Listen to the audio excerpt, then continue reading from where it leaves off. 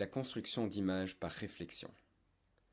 Si tu te regardes dans le miroir de la salle de bain, tu as l'impression de voir une copie de toi.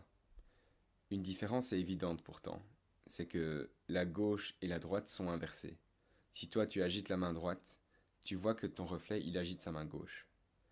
Cette image de toi, ton reflet, même si elle est bien visible, elle est impossible à capter sur une feuille de papier qui servirait d'écran, contrairement à l'image qui serait envoyée par un projecteur par exemple. Dans ce cas, on dit que ton image est virtuelle. Donc pour récapituler, l'image formée par un miroir plan sera de l'autre côté du miroir, à même distance que l'objet, elle aura la même taille que l'objet, elle sera droite, c'est-à-dire que le haut et le bas sont respectés, elle sera inversée, c'est-à-dire que la gauche et la droite sont échangées, et elle sera virtuelle, c'est-à-dire qu'on ne peut pas la capter sur un écran. Et si tu cherches à reconstruire l'image d'un objet par réflexion sur un miroir plan, comme ceci par exemple, voici le miroir, voici l'objet, ben, il suffit de faire du coup une symétrie orthogonale de l'objet par rapport à ce plan, comme ceci. Ok, mais en fait, pourquoi? Pourquoi est-ce qu'on peut construire cette image par symétrie orthogonale et pourquoi est-ce qu'elle sera virtuelle?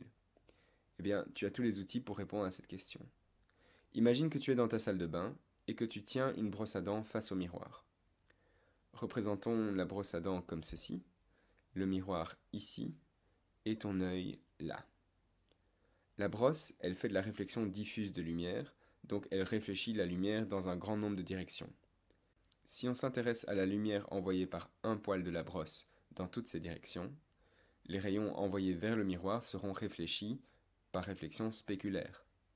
Et du coup, certains de ces rayons réfléchis se dirigent vers ton œil, comme ceci. Et finalement, si tu prolonges ces rayons réfléchis, tu constates que c'est comme si tous les rayons provenaient d'un même endroit situé de l'autre côté du miroir. Et en fait, ton œil, il interprète ça comme étant le point où se trouverait en fait ce poil de brosse à dents. Et même principe pour tous les autres points de ta brosse à dents, ou pour tout objet dont la lumière est réfléchie par le miroir. Cette lumière ne passe donc pas vraiment derrière le miroir, elle est juste réfléchie, et nos sens interprètent ça comme si il se trouvait vraiment une image derrière le miroir. Mais il n'y a rien derrière ce miroir, il n'y a pas de rayon qui passe. Donc en fait c'est impossible de capter l'image de cet objet sur un écran. Cette image qu'on voit derrière le miroir, elle n'existe pas. C'est une image virtuelle. Il n'y a pas de lumière qui passe derrière le miroir. Et du coup, c'est ça qu'on veut dire quand on dit une image est virtuelle. Les rayons de lumière ne passent pas vraiment par ces points-là. C'est la construction par notre œil qui donne cette impression.